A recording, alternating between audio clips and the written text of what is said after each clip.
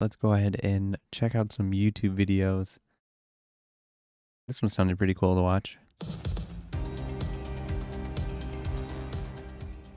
I will tell you, Director Deutsch, as a former Los Angeles police narcotics detective, that the agency has dealt drugs throughout this country for a long time. For decades, the American government has been accused of intentionally flooding.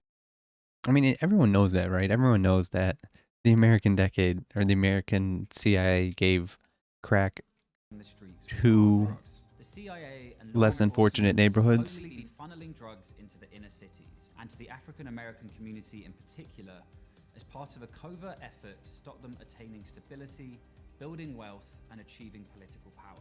It is even that African. I mean, with everything that we know about America, I would still be surprised that people are surprised at this. And for the other non-African people, they should know that this directly will harm them too.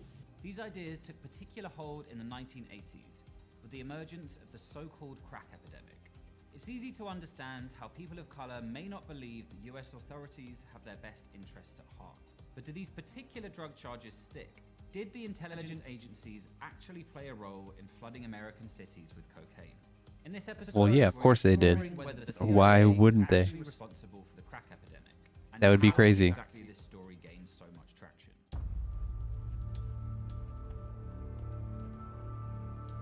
The story of the CIA and crack cocaine doesn't actually begin on the streets of LA or Miami. It begins in the jungles of Central America. In 1979, the dictatorial government of Nicaragua was overthrown by socialist revolutionaries called the Sandinistas. In response, right-wing groups... Oh, this is about that known as movie the with Tom Fascists Cruise, began a right? brutal paramilitary campaign, receiving money and weapons from the CIA as part of the Cold War struggle against the Soviet Union. If we cut off the freedom fighters, we will be giving the Soviets a free hand in Central America, handing them one of their greatest foreign policy victories since World War II. But in 1982, Democrats in Congress passed laws to cut off support for the Nicaraguan rebels. So the Contras and their CIA backers had to find new ways of funding their struggle. What they found was cocaine. By the late 1970s, Yeah, this is exactly from that US movie, snorting coke than American Made, or whatever that movie was called with Tom Cruise when he was flying drugs all over America, smokable or flying cocaine drugs for crack America. exploded across You American basically, cities.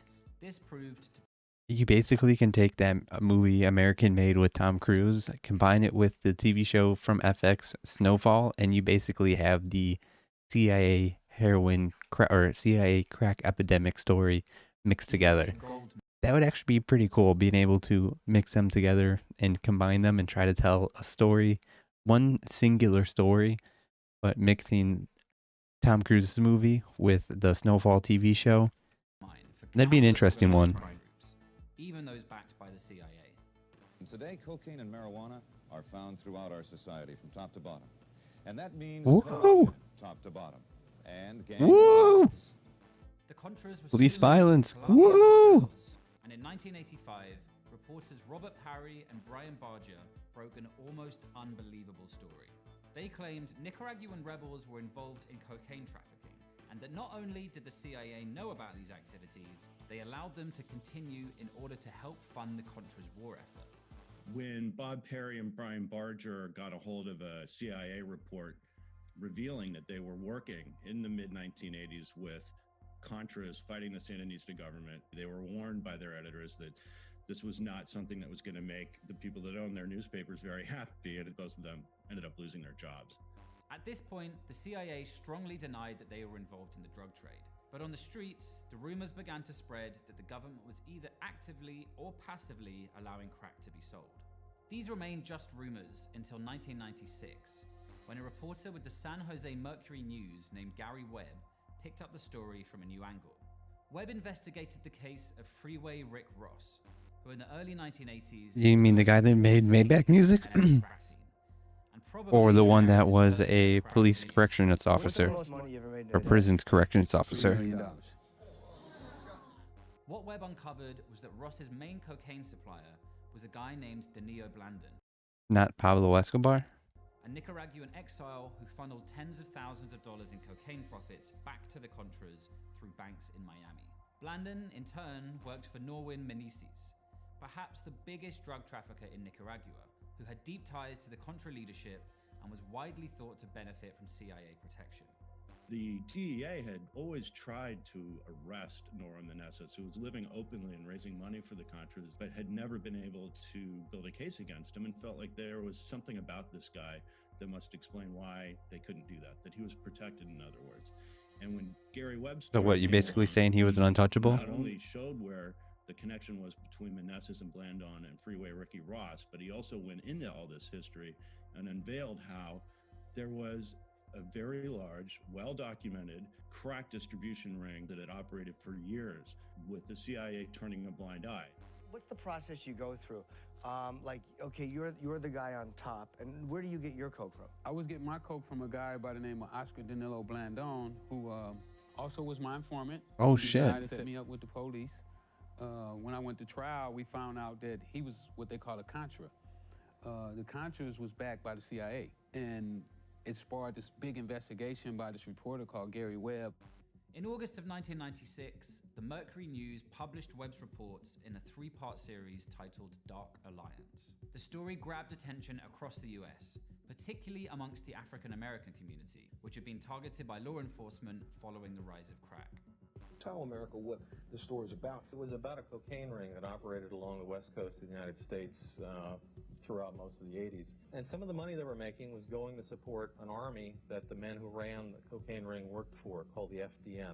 This was an army that the CIA started in 1981 and supported. Better known to us, most of us who remember news, the Contras. Nowhere in Dark Alliance did Webb explicitly assert that the CIA was responsible for the crack epidemic, let alone that they intentionally sold the drug. But that was the narrative that got picked up in the popular imagination, probably not helped by the Mercury News illustrating the feature with an image of a guy smoking a crack pipe superimposed on the CIA logo. Ooh. Oh, that's just terrible. That's just getting caught with your pants down right there. Also because of another new and highly addictive force that had begun to reshape American society: the internet. Dark Alliance was the first major piece of investigative journalism to be published simultaneously in print and online. The story went viral, getting picked up by everyone from street protesters to talk radio hosts and eventually politicians looking to attack the Reagan and Bush administrations. California Congresswoman Maxine Waters became a particular champion of the piece. As a public elected officials, all of us must be concerned that our government could have anyway been involved in drug trafficking. The reaction to the story was so intense that the CIA director took the unprecedented step of defending the agency at a heated LA community meeting.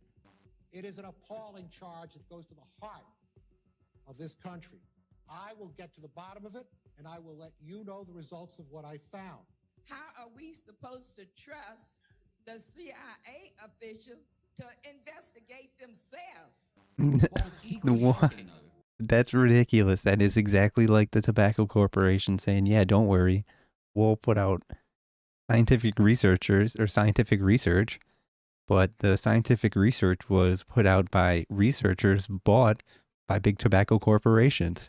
So what exactly, how is the CIA going? That's a very good point. How is the CIA going to investigate themselves? Well, they're not really. They're not going to do that at all. That's an interesting one.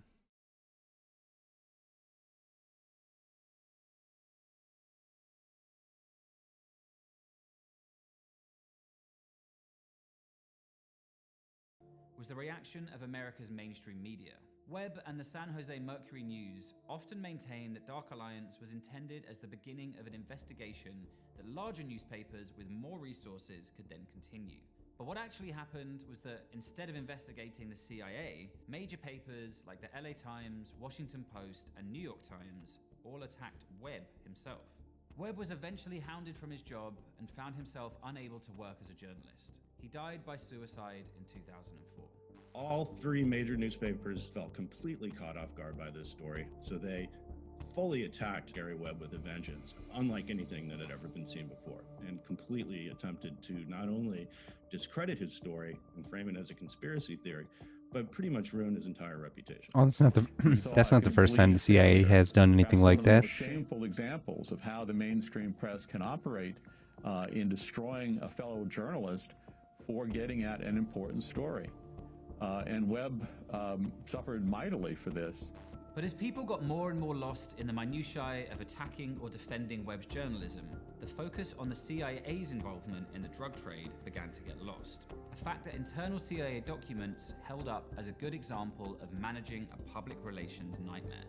But in 1998, the CIA's own Inspector General released a report essentially admitting that many elements of the Dark Alliance story were true, that the agency had known that people linked with the Contras were importing cocaine, had done nothing to stop them, and had even protected them from investigation.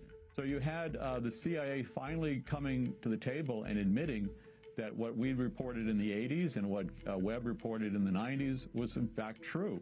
Mr. Meneses was actually indicted in 1984. He was known within my own sources in DEA told me. So we all know. Now we all know that the CIA has brought in, apparently, cocaine into the world. Well, of course. No surprise there.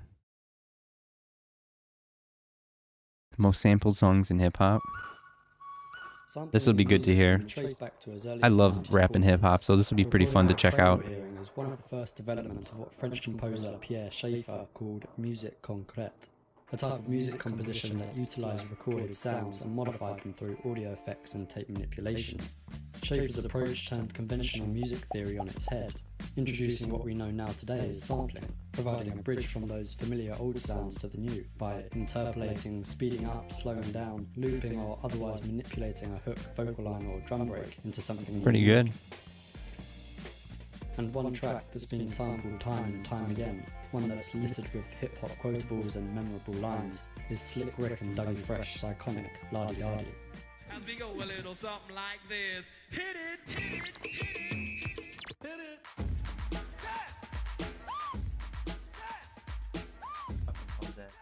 A London-born, Bronx-raised MC, Richard Waters, more commonly known as Slick Rick, with his trademark eye patch and ostentatious jewellery, surged into popularity after releasing La Di Da Di in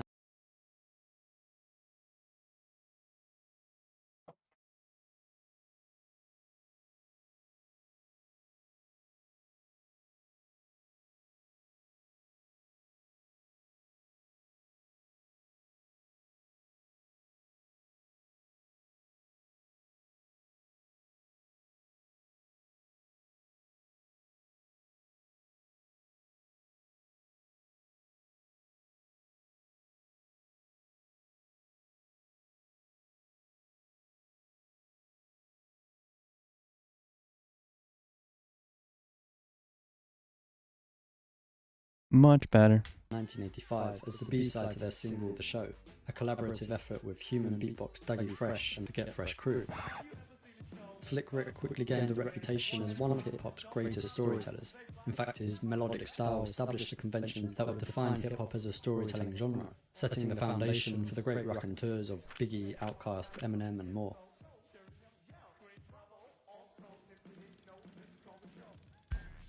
The MC had a distinctive sound in rap's formative years.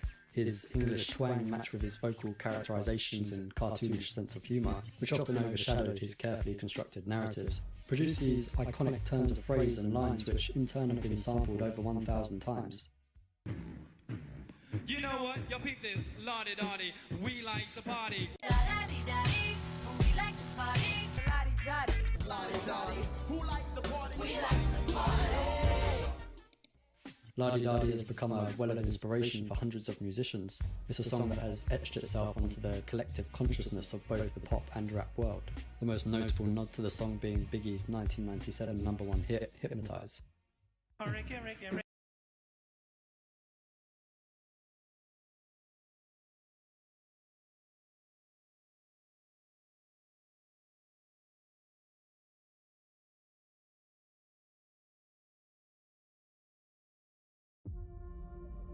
Black Adam trailer. Let's see if this one's gonna be good. I don't know about that. I don't know if this is gonna be good or not.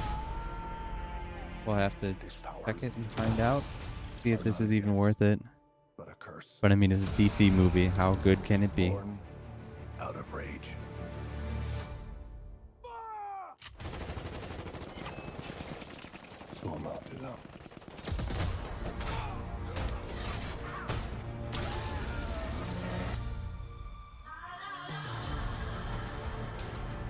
This loose cannon needs to be locked I down. guarantee they probably spent 1/3 of the budget just on the rocks. Just on paying the rock. 5,000 years. You find us a cell that can hold them, we'll take care of the rest. Who's on the team?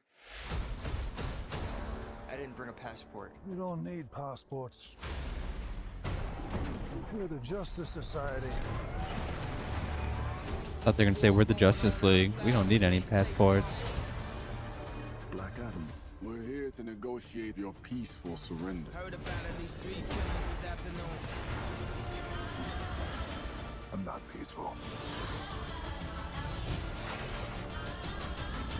Nor do I surrender. Here we go.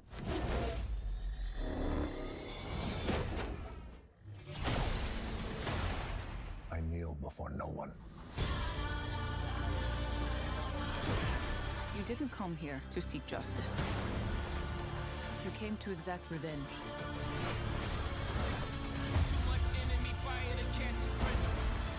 Meh. I never said I was a hero.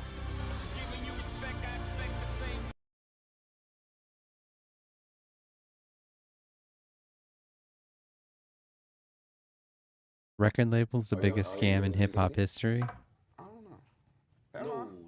don't tell me you don't know. If you don't know you're in the 360, you're in the 360. It's like one of those. Okay. Then tell me what you want from hip hop. I'm making music, bro. I'm just having fun. You know what I'm saying? My fans love it. Yeah, having fun. Having fun in 5 years. What do you want me to say? You want me to say? I want you to be aware of your business. I want you Nah, to know you're whether being you're worked in the like a slave there, 360 young not. or I want little you to Yachty. appreciate the culture that changed your life and took you from college dorm rooms eating oodles and noodles. Chill. Damn, dude. Charlamagne going off hard as fuck. Or who is that? Joe Biden? Joe Biden? Joe My Budden? label, because millions of dollars are missing, and you can tell when millions of dollars are missing. Of course. Right? Yes. So let me ask you before we finish. No, let me ask you, bro. Yeah. If somebody owed you $500,000, how would you feel? Yeah, crazy. What if they owed you $1 million? What if they owed you $3 million? No, listen. Okay. What if they owed you that, bro? Right. I understand. And you showed up for them and you did all these things, right? Right. Damn, Big Sean's calling them out. Now more than ever, hip-hop artists have the power to be the masters of their own destiny. And thanks to the internet and social... I just wanted to pause this real quick. I don't know if you guys have heard or didn't know about this about Frank Ocean. I'm sure you guys know who Frank Ocean is. He's a huge popular singer. But crazy thing about Frank Ocean is he was signed to Def Jam record label. And when he was about to come out with his second album, Blonde, before it was officially released, he came out with the album Endless. Because when he was signed to Def Jam Records, he had a 2-album record deal. He had to do 2 albums, and then he was done. He could sign another record deal, or he could walk. His first album was Channel Orange, huge popular album, but I'm sure Frank realized that with having a record label, as we will see later on in this video, is such a big scam, because the Def Jam Records probably took a fortune a good chunk of money from Frank's revenue that they didn't really deserve, because they didn't do anything other than maybe help Frank Ocean get started, maybe provide some, money, some startup fees, some advancements, because that's usually what record labels do.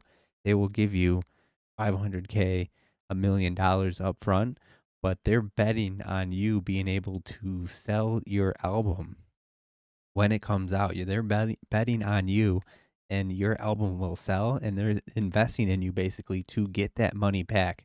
But when artists don't do that, they end up owing record labels, because they're basically taking out a loan. The artist is taking out a loan, and when their album doesn't fulfill record labels' requirements or what they thought it would, that's bad news bears for the artist. But what Frank Ocean did is, because his first album was so popular and everyone loved Frank Ocean, when his second album came out, he released Endless, and that fulfilled his agreement with Def Jam Records. Then, not less than 24 hours later, Frank is now a free man, independent artist, and he releases another surprise album called Blonde, which ended up being even bigger than his first album and ended up being better. So that in itself is pretty amazing that Frank Ocean was able to release 2 albums so quickly, and then he basically just finessed Def Jam Records out of $1 million. That is amazing. That Frank Ocean was able to do that. I really hope they touch on that in this video because that is a huge. I don't know if a lot of people know that, but Frank Ocean finessed Def Jam for like $2 million because Frank Ocean's second album, Blonde, was super popular.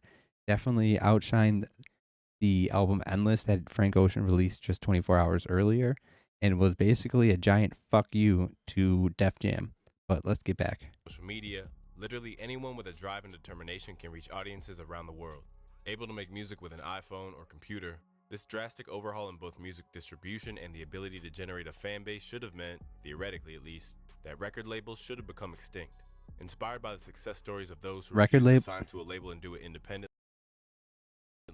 some believe that the Chance the Rapper, Chicago native, one of the, he was a big deal because he didn't sign a record label. He still was doing his own thing, still trying to get big on his own terms, and didn't sign a record label. So that's a big deal.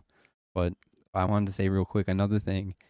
Birdman is a huge. He's the CEO, founder of Cash Money Records. They have Lil Wayne. They imprinted, and it sounds so weird when you talk about record labels, but Young Money Records is an imprint of Cash Money Records. So basically, Birdman used to have control over Cash Money Records before Lil Wayne went through that lawsuit with them, trying to get control over Young Money and Young Money's artists, which we all know is Tyga, was probably Tyga. I don't know if he's still part of Young Money, but Nicki Minaj and Drake. Nicki Minaj and Drake are huge stars in itself besides Lil Wayne. So when you take away, or when you have Nicki Minaj and Drake's revenue going not to Lil Wayne, who was basically in charge and is the founder of Young Money, but is going to Birdman because Young Money's imprinted on Cash Money Records. So basically, Young Money is a clone of Cash Money Records, and all the revenue from Young Money goes to Cash Money. But record labels, they're ridiculous. Record labels are nothing but loan sharks. I don't know why people still fall for it. Chance the Rapper is smart for not getting in that with a record label. He didn't fuck around with a record label. I'm surprised he still is not with a record label.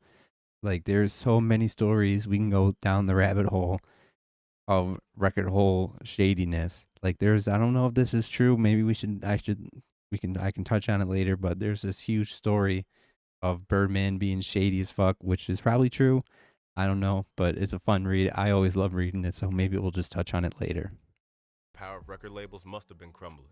In fact, disruptive ex-major label head Steve Stout believes that it would only take one flagship artist to take a stand in order for the whole thing to fold in on itself like a house of cards. If Drake right now posts a link on a picture on the gram of his new album, Lincoln Bio, it isn't Lincoln Bio, new album out, fully independent. Drake will make $10 million a week for 60 weeks. By the way, Drake is about to get the biggest bag in the history of the music business by far. He should. They don't want that to happen because the day that happens, you might as well close the business down. But as empowering as this concept is, the reality is different. Despite the rise in independence and the adoption of new distribution platforms such as Empire and United Masters, 93.3% of hip-hop that made it onto the billboards between the years 2010 and 2018 came from the majors. And in a broader sense, 3 major record labels, Sony, Universal, and Warner, continue to produce 2/3 of all music sold. No matter how many people claim to be going it alone or maintain that they have their own imprint, the majors are signing over 50 artists a month. That's exactly what I was just talking about right now. How Young Money is just an imprint on Cash Money. This is exactly what I'm talking about. Young Money signed. So let's say you're an artist and you sign to Young Money and you sell a million records. That's really good. That's really good for you. That's really good for Young Money. No doubting that. But what really is happening is that $1 million, if your record label is imprint of another label, you're basically just a front for that label. That $1 million is going to go upstream to your parents. You're a parent, the parent record label. You're a child of another record label. It's crazy. It's really crazy stuff. One of them feeling, for a moment at least, like the most important person in the world until the walls come tumbling down. And as the countless cautionary tales make it all too clear, these companies don't so much sell dreams as they loan them out. Not to mention when it comes time for them to get what they feel they're owed, the repayments are exceedingly high. Upholding a world in which a famed group such as TLC could have had platinum certified sales and yet still finds themselves so broke that they had to borrow 15 grand for a lawsuit, you'd think that the increased access to information Damn, of this that's so kind would rough. give artists pause before signing the dotted line. But from an artist as famed as Meek Mill's claiming that he's never received a dime from MMG to Big What? John informing the world that he was signed into a 360 deal that came with just a $15,000 advance, the labels have still managed 15K to scheme and advancement. plot their way into holding on to the status quo that they've created. As for how they do it, well, there's a series of age-old scams which are Blueface. employed to keep both major labels and their seemingly hip-hop friendly subsidiaries in the driver's seat. For starters, we have the whole concept of a record company advance. Often seen as the first substantial bag that an up-and-coming rapper receives, the advance has become the stuff of hip-hop legend. Defined as a sum of money given by the label to the artist for them to live off of while producing an album, which then has to be paid back from. See, this is this is what I was talking about earlier. An advancement, all you're doing is getting a loan from the record label, and that record label is expecting you to pay it back from the sales of the album. If you don't pay it back, you're not going to make money from your album because you're paying back your loan to the record label. It's stupid. Sales of that album before any royalties can be claimed. The common perception is that they've awarded the funds to you, and from then on, they're at your disposal. Considered to be the budget for your record, it'd be expected that this was yours to do with what you'd like. But in reality, there are ways in which a major will step in and drain your cash reserves, leaving you with little or nothing to show for it by the end of the recording process. Or in the most duplicitous of circumstances, funnel your cash into another artist that's popping at the time. I seen that I was tied to another artist, Waka Flocka Flame said of his time at Warner. Most of my budget money is going to the one that put more money in. They enter, you get hot, we throw the money. If you don't have the record that's buzzing, they don't care, you're flipped. During a recent episode of Off the Record podcast, That's so rough. academics relate another tale of budget tampering that he'd heard of. This time, he said that the label went out of their way to make the recording experience as expensive as possible for the artist in order to deplete their funds and retain control. They gave somebody a $2 million recording budget. In a $2 million recording budget, they wanted to book a studio every day for 6 months straight.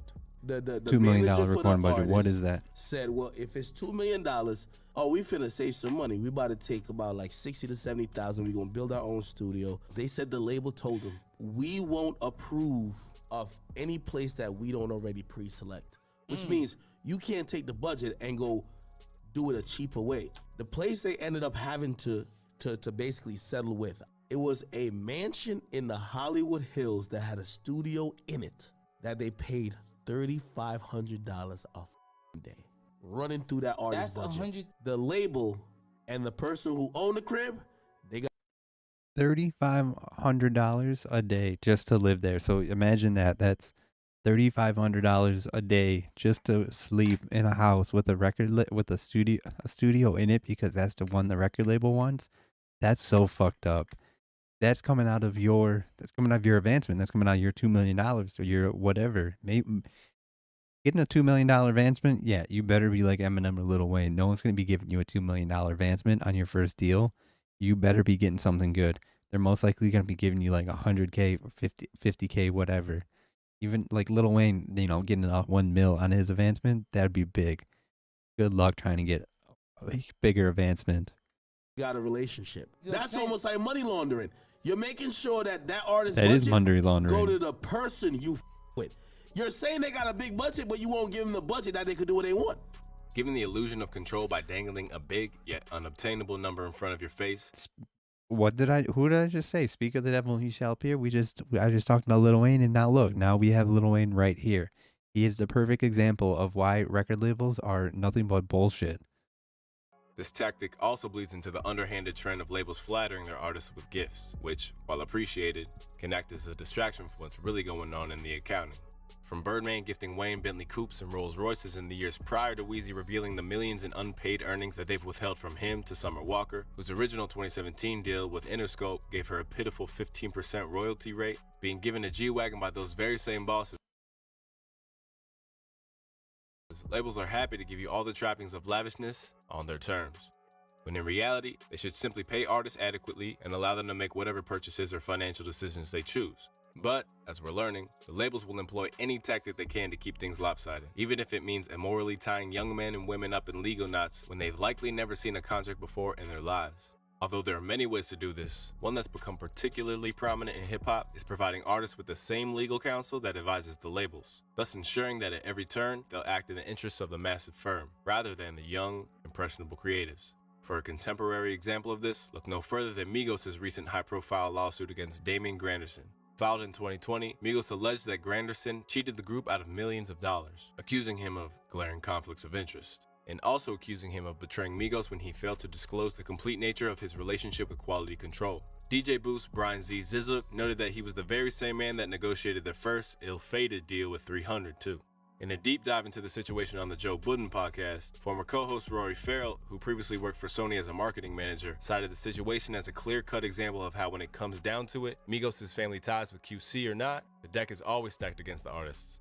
I don't care if you have the biggest single on earth. To a lawyer, you are not more of a higher priority than a production company or the label that you are signing to. So when the people Hopefully that didn't you have think like are tons of managing reverb or tons of offer echo you back the in that lawyer bitch. to then negotiate with the management company, stop right there. Yeah, That's I know. their lawyer. Maybe Mike They was will trying to pick only up have so your much best extra interest at sound. heart when it profits to the production company or the label.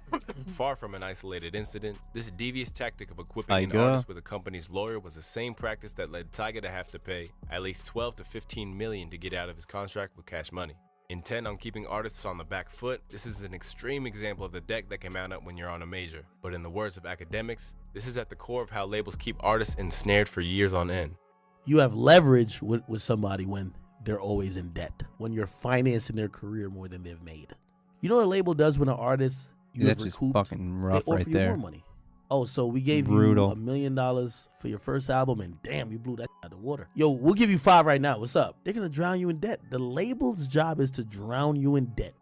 Royalty payments, the split on it between the artist and the label is different when the artist is in debt than when the artist has recouped. Barring the financial red tape that they'll wrap artists up in once you're signed, it's important to remember that sometimes the biggest scam that they can ever perpetrate is getting you in the door in the first place. That's all record labels really want, is they want you. That's all record labels really want, is they want your money, they want you, because if you don't go without you, a record label wouldn't exist. Like, think about that. If you didn't sign with their label, who's going to be making money for them? Who's going to be making records if you weren't there? No one. Because in the era of independence, the prestige of a record label is often built on a false narrative which lulls you into thinking that they'll eventually elevate your career. When in reality, they're just segmenting the money that you could have earned. And by the time that they lock you into the dreaded 360, the extent of their control over your earnings can't be undone. And I've watched them trick people into thinking that after they built their foundation and they have their show and all the exposure is done, that they need them to go to the next level and then have them sell their whole entire behind away. 360 deal, ruthless.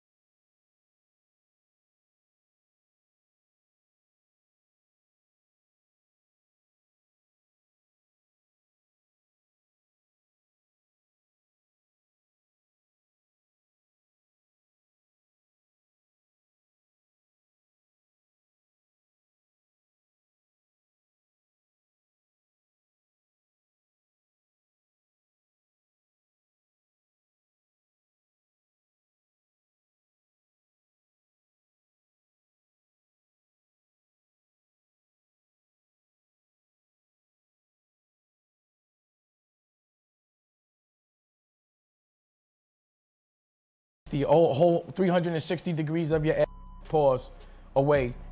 On other occasions, as explained by No Limit icon Master P, they'll exploit the naivety of a young artist from poverty, and by signing you early, withhold your true value for decades. Like, even you look at the guys now, that's probably big right now with social media. I just seen they had NBA Youngboy. He's the biggest YouTuber, you know, for his Influence. music. He did a deal for $2 million for 5 records. So think about that. You got the money up front, but imagine what they get. So we have to teach that to the next generation. Look at the bigger picture. Don't just look at the now. That $1 million look good right now, but what about 10 years from now? Make no mistake, there are artists who've managed to make the mainstream system work for them. And in the case of 21 Savage, who owns all of his masters, or SZA, who obtained a 70-30 split in her favor between herself and Interscope, there are definitely case studies to be inspired by. But for everyone who thinks that they can tame the beast, you have an NLE Choppa who, after initially turning down a $3 million deal and making a big deal out of his distribution with United Masters, took a joint venture with Warner just months later. Now just one album and mixtape into his deal, he's hoping to rush back to independence after seeing through the glass. But if any artist has been relentlessly banging the drum for taking label deals on your terms while keeping one eye on independence at all times, it's Russ. After making his name off his own back, Russ acknowledged that there are reasons to sign during a feature on the Rory and Mal podcast.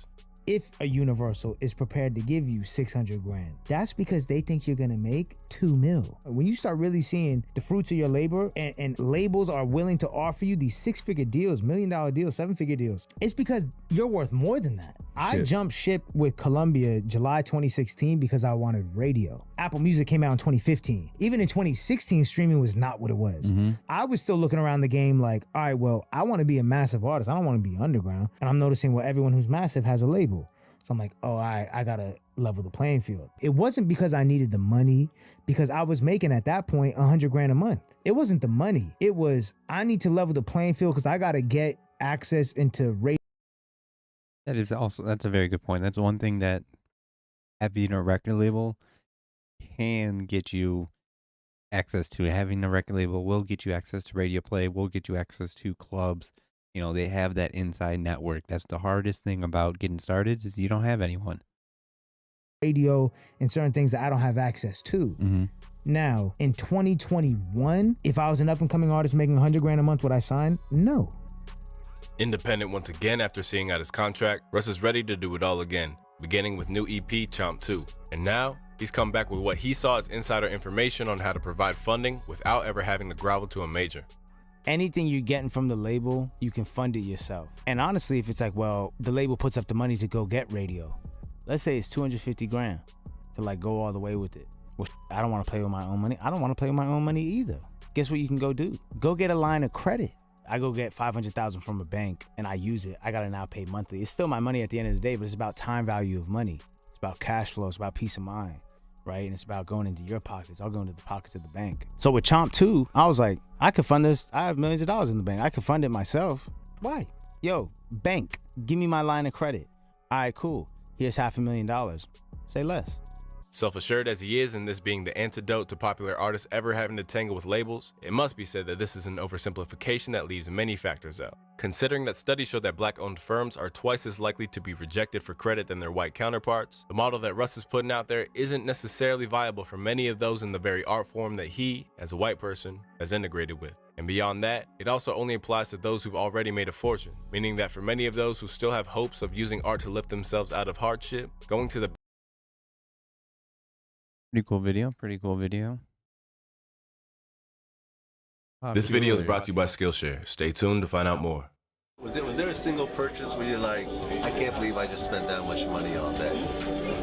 Yeah, or man. a credit card bill that you got where you're staring at that bill and going like, I can't believe how much I who got got the most money that I wish I could get back? Jacob the jeweler, man. Jacob the jeweler, dude, that guy probably has a fortune. God damn. If you guys don't know who Jacob the jeweler is, every rapper, celebrities, every big star, I feel like goes to Jacob the jeweler. He was in fucking Def Jam Vendetta Fight for New York. Like, what the fuck? Almost $1 million with Jacob over the years. $1 million in jewelry. How many of these watches have these guys sold to people that didn't catch it, like me or Lil Baby? Lil Baby wouldn't have caught it if he didn't Instagram it. Right. If he never Instagrammed it, he'd be sitting there with his $40 watch thinking it's worth $500,000. Isn't it? Making a lot of noise, man. That's hollow. Yo, you just never had a lot of chains on top of each other. Any rapper in the game that wear their chains on top of each other, they gonna do like that. I'm sorry, it don't matter who it is. From That Migos, sound real to you, Envy? They gonna do that. Anybody chains gonna know. do that. They had you on that fake watchbusters.com. Yeah, shit plenty of before. times, but right now this is real though. If there's any genre that has diamonds built into its DNA, it's hip hop.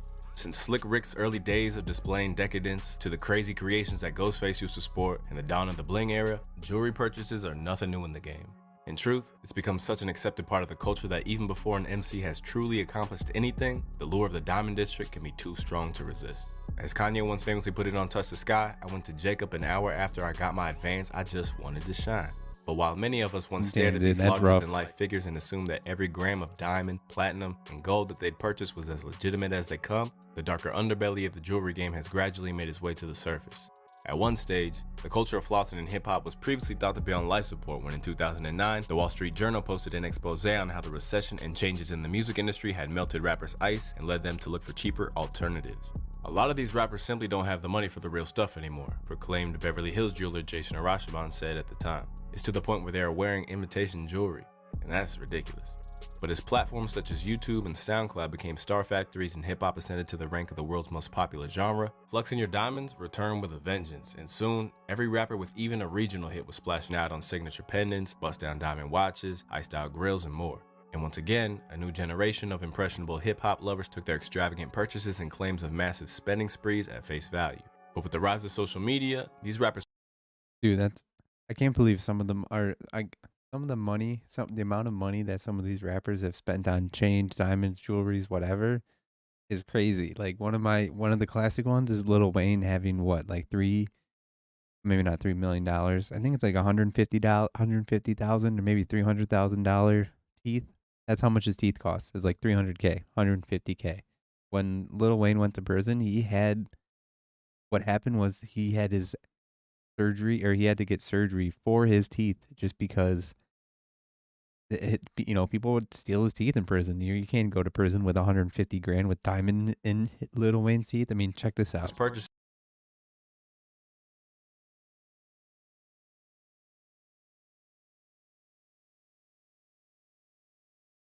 Damn, like 150 grand.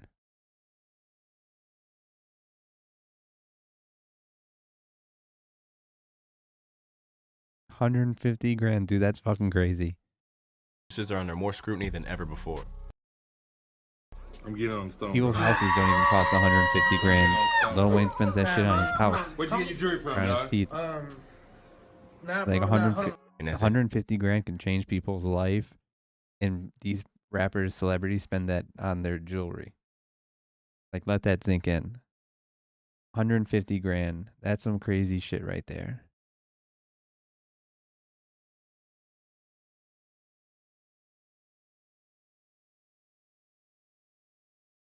It has become clear, fakes are littered all over in today's marketplace. In today's landscape, jewelry like a label pendant piece are such important status symbols that there are even fake chains being made to allow struggle rappers to fake a cosign from their favorite crews such as Lil Baby's 4PF or 21 Savage's Slaughter Gang. But while these fakes were being sold on sites like eBay or Alibaba, there's a lot of proof that even if you think you're going somewhere trustworthy, things are not always what they seem. And now rappers are becoming more vigilant than ever. Stop buying all this jewelry without knowing what you're doing, Lil Durk warned his fellow artists in September of this year. A lot of this stuff fake, and some is overpriced. Get one jeweler and stick to him. I'm telling you, y'all gonna be when the truth come out. With counterfeits flooding the market, a whole online subculture dedicated to detecting and exposing fakes has sprung. Dude, who does that? Well, I shouldn't say that. I'd probably buy fake jewelry. Dude, I'm poor. I'm broke as fuck. I don't got money to be a shiner. What am I supposed to do? Just get money? Most notably, IG account Fake Watchbusters has outed countless famous MCs and athletes for sporting counterfeit goods. Just 3 days after Durkio's warning to upcoming rappers, one of the most infamous examples of a rapper being finessed by jewelers came to light. When Lil Baby showed off the $400,000 Patek Philippe watch that he'd worn as a part of his Met Gala fit on Instagram, fans and Fake Watchbusters alike were quick to tell him that it wasn't the real deal. Within hours, Lil Baby placed Raffaello & Co., the outlet that sold him the timepiece, on blast. Now at Raffaello & Co., y'all know better. Damn, dude, that's gotta suck. Imagine being the person that sold Lil Baby that jewelry. And they may not even have realized They may not even realize exactly what it was, but then they sold them all that shit. It's got to be the worst thing ever. Better than to sell me, of all people, a fake or anything that could be called a fake. He wrote on Instagram, I stand on my name the same way y'all should. Ain't no such thing as a mistake when that money get involved. Suddenly faced with bad publicity, the owners issued a statement which claimed that I personally would never knowingly sell him or anyone else anything that is not 100% authentic. I have known Lil Baby for a while and there's nothing fake about him, especially his jewelry and watches. I want to personally apologize to Lil Baby for what has transpired. Raffaello & Co. took immediate action to rectify this. We pride ourselves in being an honest business and will take great care to make sure nothing like this ever happens again. But despite their assurances that this was a one-time oversight, Vlad TV suggested that this wasn't an isolated incident and detailed his own run-ins with R&Co. So I want to take a quick break to thank our friends at Skillshare, a unique service that enables creatives to turn their dreams or edit music videos. Skillshare has you covered, so the pros more accessible than ever before. So head over to Skillshare. You know, we did a deal where I gave him that watch and he gave me a Rolex Presidential in yellow gold. When I went to go get it appraised and looked at, you know, for my insurance and so forth, we come to find out that one of the links on the back of it was rose gold instead of yellow gold. And then we come to find out that the actual, you know, glass on the watch wasn't even Rolex glass. So I had to spend a few $1,000s to get this watch back into its original shape. How many of these watches have these guys sold to people that didn't catch it, like me or Lil Baby? Lil Baby wouldn't have caught it if he didn't Instagram it. Right. If he never Instagrammed it, he'd be sitting there with his $40 watch thinking it's worth $500,000. Make no mistake, Raffaello & Co. aren't the only culprits here. In fact, when you look at nearly every major outlet that hip-hop has helped popularize, it has been accused of scamming to some degree. Since the early 2000s, the world of hip-hop and jewelry have been closely intertwined and led a lot of salesmen to have personal relationships with rappers. And while for the famed Jacob the Jeweler, who ended up doing 2 years in prison due to claims that he laundered money for the BMF crew, it all ended disastrously for the most part. They're making money hand over fist, and in some cases, doing it all with products that some claim aren't what they say they are. Among the most famous West Coast jewelers, Ben Baller, the go-to guy for everyone from Kanye to Tyler the Creator and Nas, was accused of being a scammer by DJ Academics. And moreover, Ack claimed he isn't the only one. While you have preyed on the young black artists who've came up, you've overpriced jewelry by hundreds of thousands of dollars when they could have used that money to feed their family or done other things with it. You've preyed only on rappers. You don't prey on nobody else. You're not over there trying to get the Wall Street. You only prey on African-American rappers who just got a big advance check what they think is theirs. Ben Baller is nothing but as we all know, that big advance check is not theirs, right, chat? Scammer, a thief, a liar, someone who is just down to finesse them, and I'll keep using my voice and my platform to let that be known. These jewelers are the biggest scammers. There you go, Academic. Go get them. There's a lot of people who scamming the hip hop, so I ain't gonna say nothing until you start talking about me. Once you start talking about me, I'll expose your scam. Where Ack didn't go into specifics about whether his wares were fake or not, there are other figures in hip-hop who go out of their way to let the world know if what a jeweler is selling isn't what it claims to be. In 2019, Young Thug claimed that Icebox, the famed jewelers in Atlanta, tried to extort him by giving him new pieces without asking for any money, only to later send him a bill in a practice that he called predatory. Despite his prominence in the field, another man whose name is not without controversy is Elliot Eliante, jeweler to Migos and the creator of Lil Uzi's infamous $24 million forehead diamond. Earlier this year, he felt the wrath of Sauce Walka, who claimed that the famous dealer was very much entrenched in the practice of selling CVD diamonds. Oh no, you did not jump in my diamond business. Eliante, you hot BB diamond scamming artist. That's why the rest of them jewelers be on your carbon vaccinated CVD diamond selling. First of all, let's just make this clear. See, I would take off with Quavo and Amiga. I got a relationship with them. They're like my brother. You've been on my DM, on my still in my jury style for 4 years, and I say, don't you play these games? We want to know why Uzi don't put you on, little baby don't put you because your diamonds is fake. As soon as they go to another jeweler, they put it in their machine, their X-ray machine, they show you these are CBD diamonds. That shit don't beep. That shit don't beep. Diamonds. Rather than being alone in the allegations of this practice, Johnny Dang, otherwise known as TV Johnny, has since been dogged by claims that he did exactly the same thing by a former employee. But where most of these claims have come from outside the industry, there is one shadowy figure that's all too happy to let anyone know that's asking in on what goes down in the fake jewelry game. Known as Raheem the Jeweler, He's since made a side hustle for himself, exposing the ins and outs of how much money he makes off fake jewelry, and in one case, which rapper is purchasing it from him. I've had a couple customers that I really don't want to name for because it's gonna, it can mess with my bread. So you telling me that this knockoff right here is $1 million business? Yeah, a little bit more than that. I mean, I will say this. It's already out in the open. My biggest customer last year was Soulja Boy. He bought the presidential with the black face, with the white face. He got the Yap Master encrusted. I got the bust down. What? With dealers such as Raheem serving up fakes That's that are so undetectable to the untrained eye, the idea of copping fake jewelry has even become a topic of debate among OGs. During a Clubhouse discussion that was hosted by Royce da 5'9" and sparked by the news that Chad Ochocinco had purchased fake watches to save money, NY veteran Mano discussed how the identity crisis that artists feel and the nature of the industry could pressurize them into purchasing fake jewelry. While from Crooked Eye's vantage point, the concept of rappers and athletes making the practice of buying cheaper alternatives known might actually promote good spending habits in those who look up to them. You know what, Royce? As far as that, it's like, why even buy a replica watch and then say it's fake? Like, you better off not buying it at all, right? But I understand the mentality to feel or look like or have to fit in. Like, I want to act like this is a real Audemars. I want to act like this is a real Patek, and you got the money to do it, but you won't do it. I don't get that. Like, you might as well just go straight bare with nothing. You know what I mean? Go get you a Seiko or something like that. Do y'all think that energy is transferring to the youth though? Like, if somebody say, yo, I can afford this, you know what I'm saying, but I'll be wearing fake, I'm wearing replicas, you know what I mean? I'm spending less money. Is there a jewel in there for the youth in any of that energy? Can the youth pull out and say, you know what, maybe a bunch of jewelry ain't what I need to be on right now? Because my favorite football player, he just said he ain't even wearing real jewelry. Considering that nearly every major broker in the game has at least one person claiming that they're pulling the wool over their clients' eyes, it seems like if a rapper of the stature of Lil Baby can get caught out, no one is safe. Whether it's a byproduct of the dangers of being ripped off or not, it's unsurprising that there's a new crop of rappers who've decided that they should no longer value the flashiness over financial security and shrewder investments. Case in point, the formerly iced out 21 Savage. One is because everybody wears jewelry.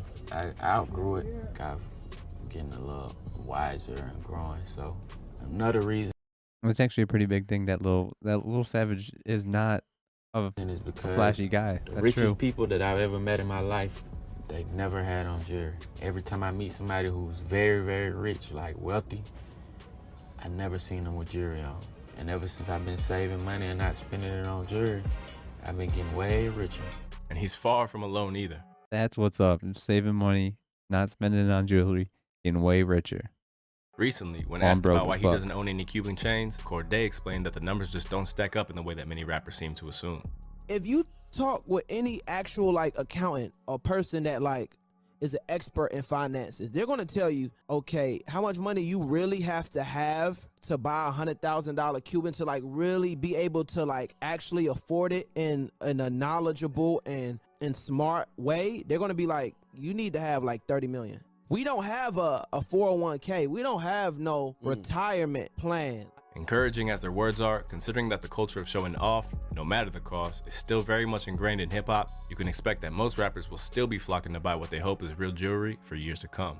So, as long as staying iced out remains... Did you guys see that clip of the Logan Paul show, the Logan Paul podcast, making fun of the Lonely Island boys, saying that once you guys run out of ideas and stop making money, you can sell all your jewelry?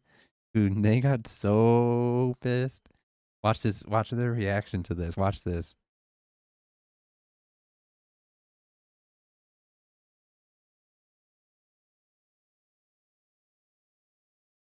Mike Tyson took 4 grams of mushrooms and is playing with a pigeon on our podcast. Why did the award go to anybody else?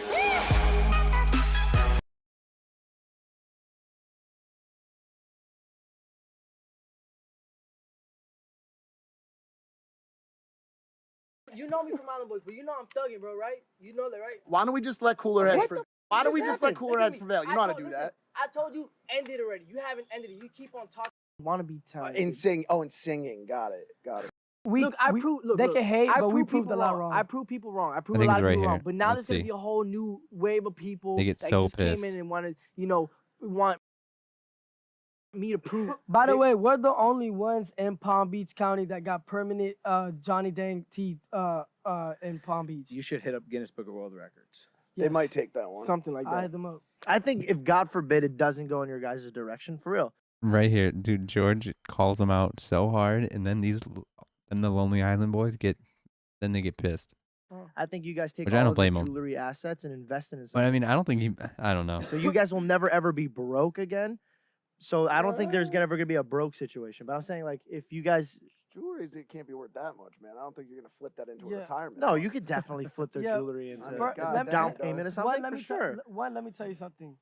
George, stop talking. We have multiple. Wait, that was. Yeah. Hey, that was Like, for you. see, that's the thing. Do you guys think that he meant that as an insult? Like, do you think he meant that as talking shit, or do you think that he was just basically trying to talk to him? I don't know. It's hard to say. I can't tell if he was if George was talking shit or if he was just talking, giving them a hard time. Maybe a little bit of column A, a little bit of column B. It's hard to say, but probably both. I agree. You guys. Yeah, that wasn't like a hate shot. I don't need financial advice. When I probably make more money than you. But that was me being nice. It wasn't me being like an asshole. I could be an asshole. I could turn it up and be an asshole. Go talk to somebody else about that. It's not gonna go in your favor. But look. No, it could go in my favor. Like, you really don't want to go there, bro. I could go there because I was giving you guys nice advice and you guys were being assholes. Hey George, keep talking. I'm gonna walk out. I'm right here to you guys. Okay. So what are you trying to say? I'm just saying you guys are throwing a lot of threats. I'm sitting right here. No one's threatening you. You guys said it's not gonna go my way. Yeah. This is not the Milk Boys. We don't do fake over here. They get so Scare pissed. me or something? I'm not scared of you, huh, man? I'm not scared, I'm not scared of you guys either. Okay, so Not just scared, keep it homie. like that. Feel me? I'm gonna step in for a second. George, Hey, hold on. keep talking? No, hold on. No. This is a podcast. No. Here, I'm moving for you. I am. This is a I was podcast. giving you nice advice, bro. I agree with that. Did I say anything mean? You fucked up, George. You fucked up. Our first guest to walk. You dumbass. You fucked up. I said if it doesn't work out, look what you done. Like what? I don't know. I always thought that was I always thought that was funny.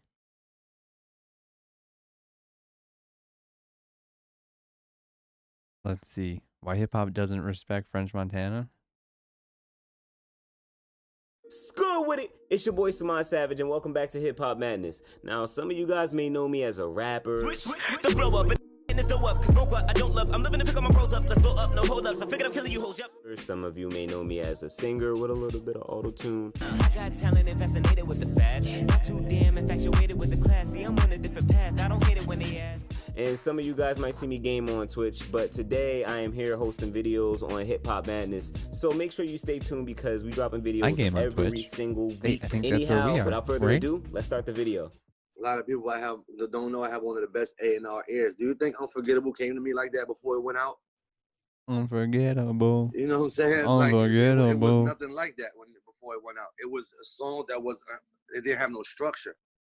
I had to sit there like a scientist and put it together. You think you get here by mistake 20 years out of New York? The most hated on, it was a rap on every corner. You don't unless you have a real passion for what you love and you don't take no for an answer and you let them know this is a hit and you let the rest of the world decide it. You can't make nobody like a song. Stupid ass say he got more hits than Kendrick Lamar. Fool. The man said he got more hits than me and Kendrick. Bro, your junk ass ain't got more hits than Kendrick, and you ain't damn sure ain't got more hits or anthems than me. You smoke hard, boy, you tripping. You on real dope. Some of that real big meat dope. From the legends such as Jay-Z and Eminem Damn, we going to hard on today's him right hottest now. rappers like Lil Baby and Roddy Ricch, every artist that's topped the charts or entered the top tier list has reached a point where they've either had to evolve and fine-tune their sound or get out of the way. But if you had to ask a hip-hop head to categorize or define the sound of the Moroccan-born, multi-platinum selling French Montana, they'll be left scratching their head trying to figure out where his appeal lies. Or even worse, pinpoint what he brings to the table that no one else can. A hustler since the early days where he was peddling his Cocaine City DVD series around New York. Montana, once known as Young French, has made himself at home in hip-hop's upper reaches like few have over the past decade, boasting a joint venture with Rick Ross's MMG and Diddy's Bad Boy Records after a series of misadventures with Akon's Convict and SRC. 2012 onwards has seen French obtain a seat at the table alongside the genre's bosses, kingmakers, and pioneers. But despite French having 3 albums and 25 mixtapes to his name, his space in Damn, 25 mixtapes, dude. Is that more mixed? How many mixtapes does Gucci have? Like 25 mixtapes is a lot. I know Lil Wayne does a lot of mixtapes, and 25 is probably more than might be more than Lil Wayne, but damn. the game feels as though it came more through association than by his own merits. Infamously edited out of Diddy's Three Kings photo with Kendrick, Jay-Z, and Nas, this small slight from his own label head and the fact that no one went to bat for his own merits. Wait, what? Infamously edited out of Damn.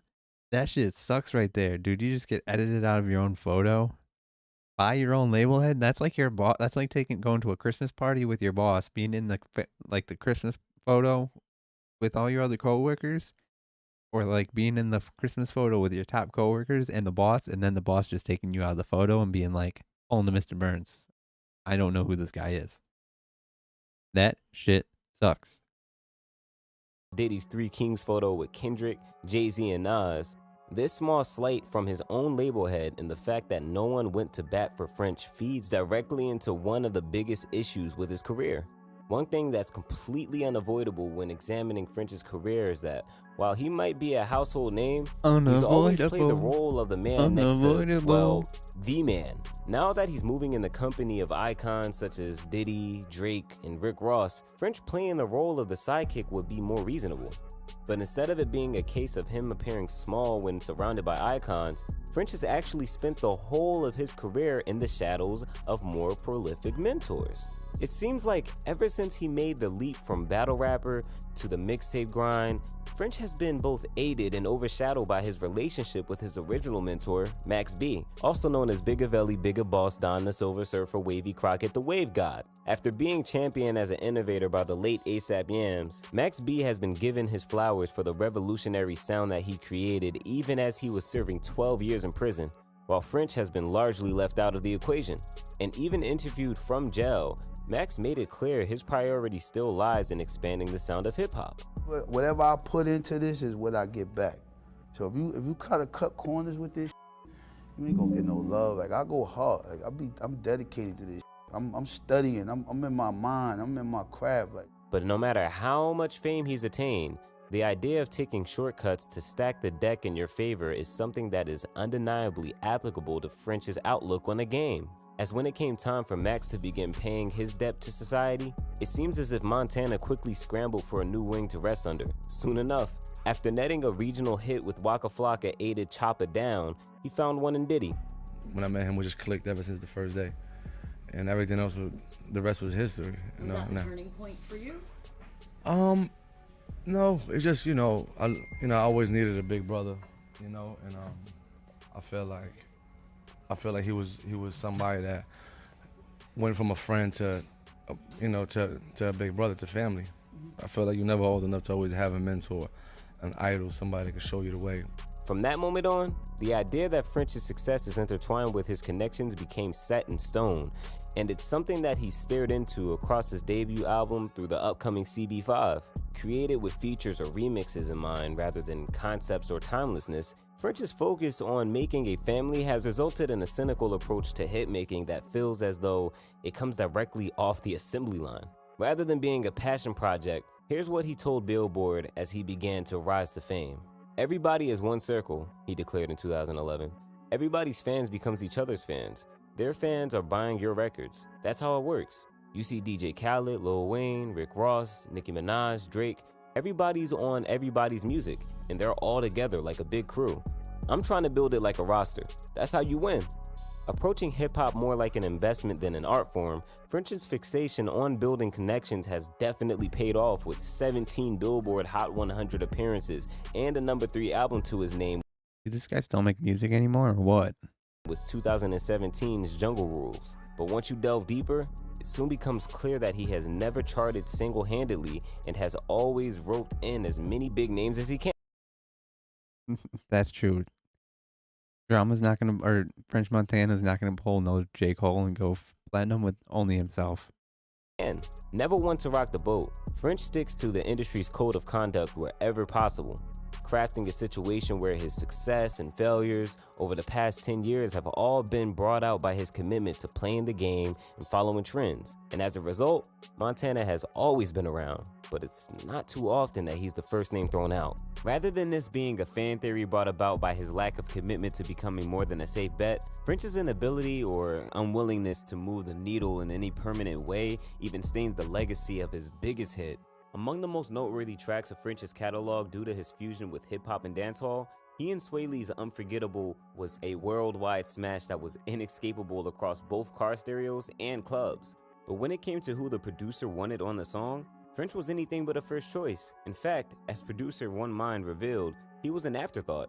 The first we heard about French on it was when it leaked in November. We were like, yo, French is on it. Like, I see this message on my Twitter from Oliver, like OVO Oliver, and he's like, yo, this is like our last session for views, like send some more. If you guys have any last ideas, send through. Kind of like ducked off back to my friend's house, kind of did a little session for like 4 hours, and that turned out to be the Unforgettable beat.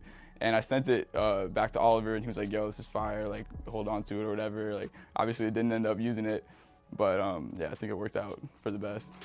Now, despite the fact that it was never intended for them, all credits has to go to French and